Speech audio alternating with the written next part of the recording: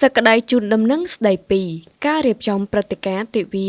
ដើរពិភពលោក World Walking Day ក្រោមពាក្យស្លោកដើម្បីសន្តិភាព Walking for Peace រដ្ឋបាលខេត្តកំពង់ចាមមានកិត្តិយសសូមទទួលប្រគេនព្រះករុណាគ្រប់ព្រះអង្គនិងជម្រាបជូនឯកឧត្តមលោកជំទាវលោកអង្គញាអ្នកអង្គញាយុវជនយុវនារីសិស្សនិស្សិតនិងបងប្អូនប្រជាពលរដ្ឋខេត្តកំពង់ចាមមេត្តាជ្រាបថានៅថ្ងៃទី5ខែតុលាឆ្នាំ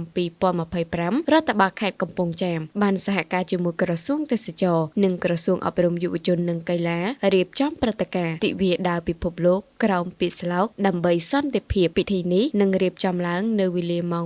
7:00 នាទីព្រឹករហូតដល់ម៉ោង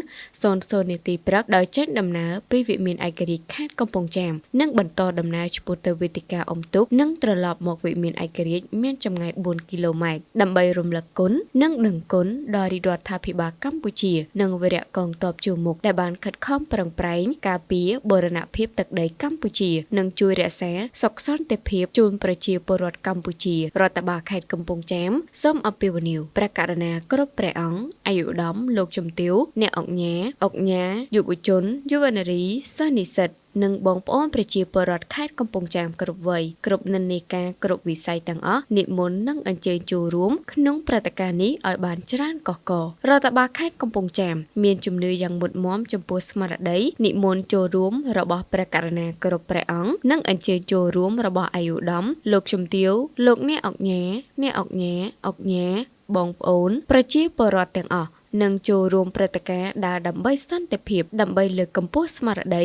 និងថែរក្សាសន្តិភាពនៅកម្ពុជានិងនៅក្នុងសកលលោកទាំងមូល។